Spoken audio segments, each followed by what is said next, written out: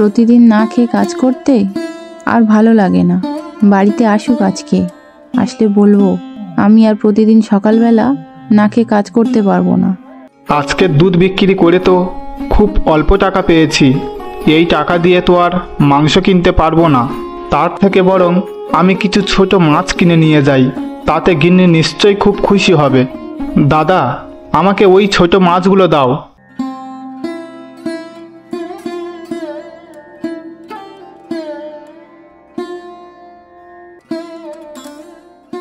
কি গো, এতক্ষণে তোমার আসার সময় হলো?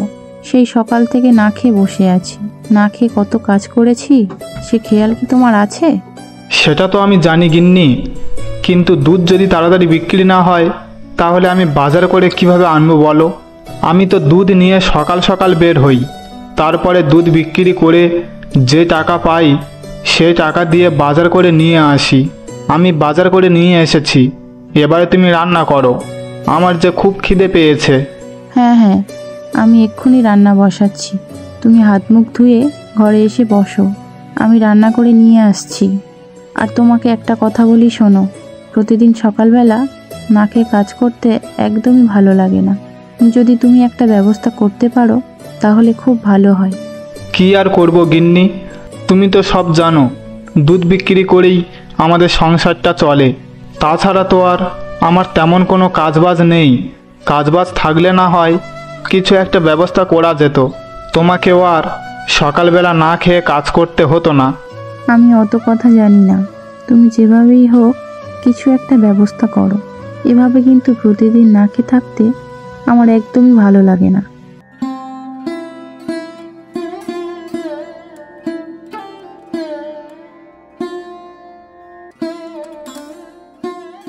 ওরে বাপরে বাপ, কত বড় একটা দুধওয়ালা গাই! এটা চুরি করতে পারলেই তো অনেক টাকাই বসতে পারবো। যেভাবেই হোক গরুটা আমাকে চুরি করতেই হবে। এখন নিশ্চয়ই বাড়ির সবাই ঘুমিয়ে আছে, এই তো সুযোগ। এই সুযোগে আমি তাদের গোয়াল ঘর করব একদম ফাঁকা।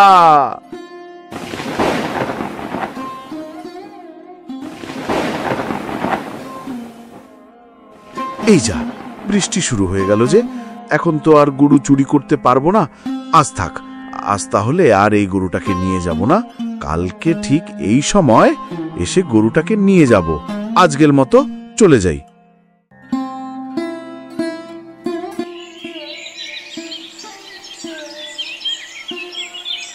কই গো গিন্নি, ঘুম থেকে কি উঠেছ? কত বেলা হয়ে গেছে, এখনো যে উঠবার নাম নেই। এখানে আর দেরি করা ঠিক হবে না, বেশি দেরি হয়ে গেলে দুধ বিক্রি করতে পারবো না। যাই, বাজারে গিয়ে দুধ বিক্রি করে আসি।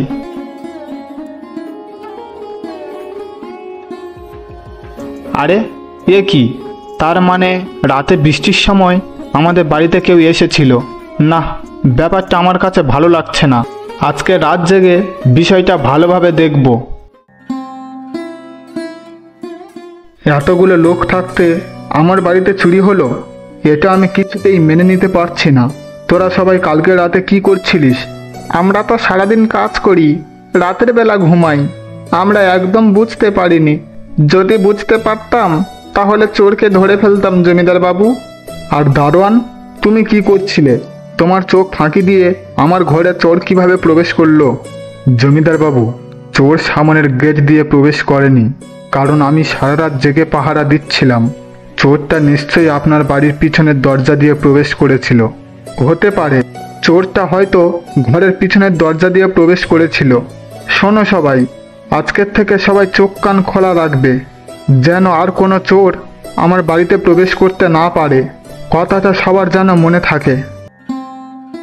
ওই তো গোয়াল ঘরে গরুটা বাঁধা আছে, এবার এই গরুটা চুরি করবার পালা। চল এবার তুই আমার সাথে আমার বাড়িতে চল। আজকের দেখছি আমার কপালটা খুবই ভালো।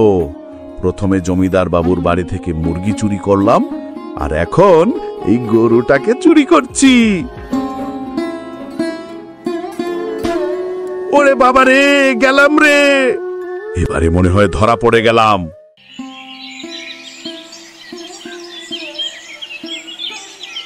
তাহলে তুই সেই চোর যে কিছুদিন আগে আমার বাড়িতে চুরি করে গেছিস। জমিদার বাবু, আমাকে মাফ করে দিন জমিদার বাবু। আমি আর কখনো এরকম করব না। আমি আর জীবনেও চুরি করব না জমিদার বাবু। চুপ, একদম কথা বলবি না। তোকে এই সুমন ধরতে না পারলে তুই তো এই গ্রামের সবার বাড়িতে চুরি করে বেড়াতিস। আর বলবেন না জমিদার বাবু, এই চোরটা গত পরশুদিন আমার বাড়িতে রাতে এসেছিল। সেই দিনকে বৃষ্টি হচ্ছিল বলে আমার গরুটাকে চুরি করতে পারেনি। পরের দিন ওর পায়ের ছাপ দেখতে পেয়ে আমি একটা ফাঁদ পাতি, আর সেই ফাঁদে এই চোরটা ধরা পড়ে। তুমি একটা দারুণ কাজ করেছো সুমন, তাই আমি তোমাকে 2টো মুরগি পুরস্কার দিচ্ছি। বলতেই হবে ভাই, চোর ধরে 2টো মুরগি পুরস্কার পেয়ে গেলে তাহলে শুধু দেখলেই হবে, খরচা আছে।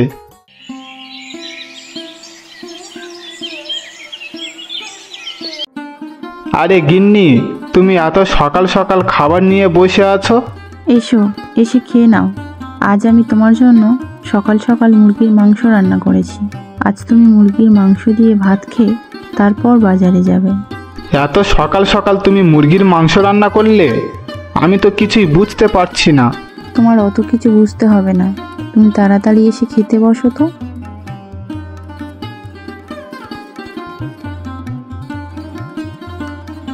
সকাল সকাল মুরগির মাংস দিয়ে ভাত খেতে খুবই ভালো লাগছে। মাংস রান্নাটা খুব ভালো হয়েছে গিন্নি। তুমি রান্না করেছো আর ভালো হবে না সেটা কখনো হয়? বন্ধুরা, আমাদের এই ভিডিওটি তোমাদের কাছে কেমন লেগেছে? যদি ভালো লেগে থাকে তাহলে ভিডিওতে একটা লাইক, কমেন্ট আর সাবস্ক্রাইব করতে ভুলবে না। দেখা হচ্ছে পরবর্তী নতুন কোনো গল্প নিয়ে। ততক্ষণের জন্য সবাই ভালো থাকবে, সুস্থ থাকবে। ধন্যবাদ।